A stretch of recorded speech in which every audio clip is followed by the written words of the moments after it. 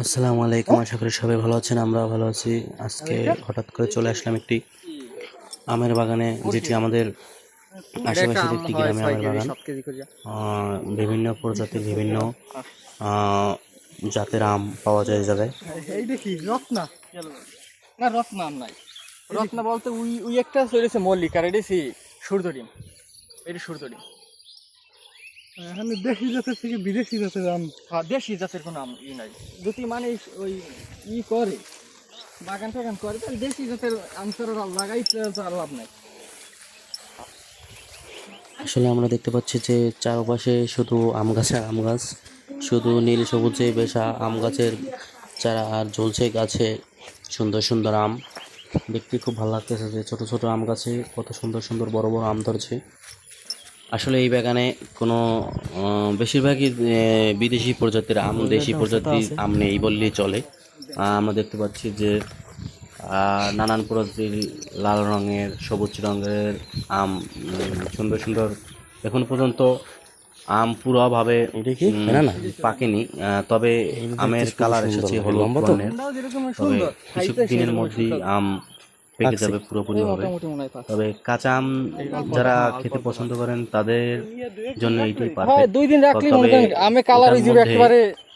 হ্যাঁ, হলুদ হয়ে যায়, ফুল হলুদ হয়ে যায়। এখানে আছে বাড়িফল, সূর্যডিম, 4 কেজি, তারপর ব্যানানা, কিউজাই, মিয়াজাকি, কিং অফ চাকাপাত। কয় জাতের আম আছে? এখানে 12 থেকে 15 জাতের মতো আম আছে।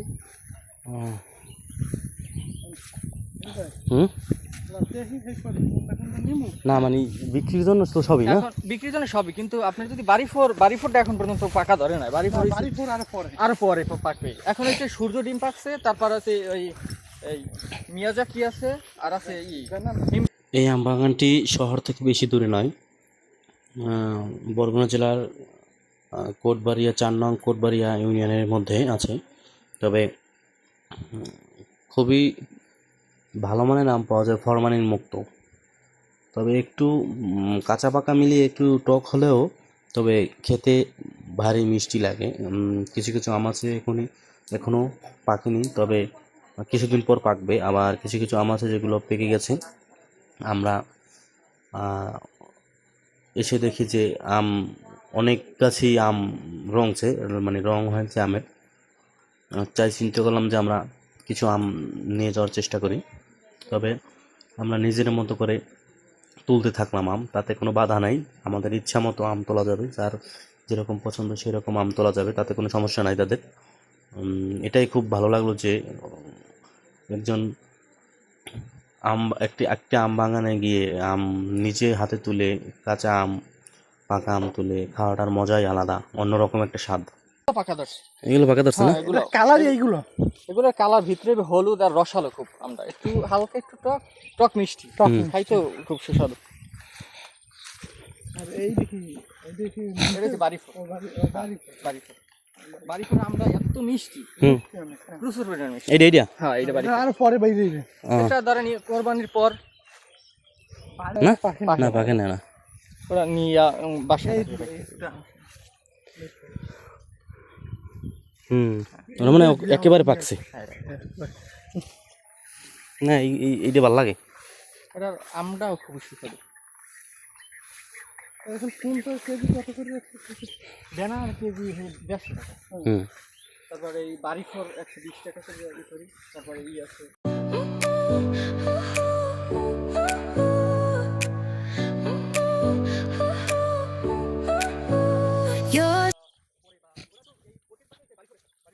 অবশেষে আমি একটা আম ছিঁড়ে হাতে নিলাম। দেখতে খুবই সুন্দর, পেকে গেছে আমটা। আসুন আমরা এখন দেখতে থাকি যে কী কী আম গাছ আছে এবং কীভাবে কী নেওয়া যায় আমগুলো পেরে। তারপর আমরা শুরু করলাম নিজস্বভাবে, মানে যেটাকে বলেন নিজের মনে করে ছেঁড়া। তারপর নিজের মনে করে আমরা ছেঁড়া শুরু করলাম।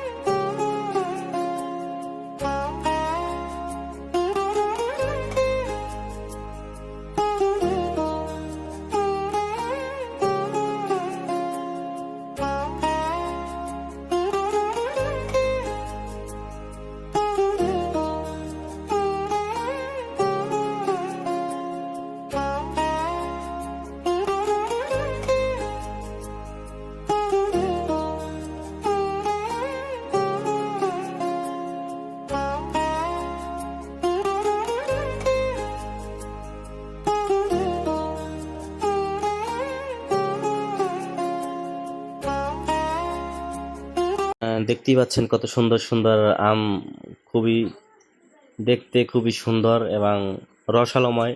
আমার মনে হয় যে খেতেও খুবই টেস্ট হবে। আমার সাথে আছেন আমার একমাত্র মামা। সে গাছ থেকে আম পাড়তে খুবই আনন্দময় ফিল করে।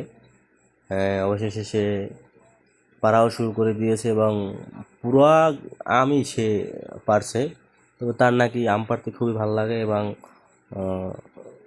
গাছ থেকে নিজের হাত দিয়ে আম পাড়ার মজাটাই অন্যরকম, যেটা বলে বোঝানো যাবে না। যেহেতু নিজস্ব বাড়িতে তো ওরকমটা আম গাছ নাই, সেহেতু বাগানে এসে নিজের হাত দিয়ে আম পেড়ে তারপর সেই আম খাওয়ার মজাই অন্যরকম একটা আলাদা। অবশেষে আম পাড়া শেষে এখন আমাদের শুরু হবে আম খাওয়ার ট্রাই, যে আম খেতে কেমন লাগে এবং কীরকম টেস্ট সেটা আমরা এখন ট্রাই করে দেখব যে আমটা সত্যি মজার কিনা বা প্রাকৃতিক যে আম লাগে সেই রকম কিনা। আমরা সেই দিকে রওনা দেব, দেখি টেস্ট করে দেখা যাক। খুবই অসাধারণ এবং খুবই সুস্বাদু এবং মিষ্টি, যেটা আপনাদের বলে বোঝানো যাবে না যে কতটা মিষ্টি হয়েছে আমটা এবং কতটা আমের ভিতরে রস। তাই সবাই আর দেরি না করে চলে আসুন আম বাগানে আম খাওয়ার জন্য। আল্লাহ হাফেজ, ভালো থাকবেন, আসসালামু আলাইকুম।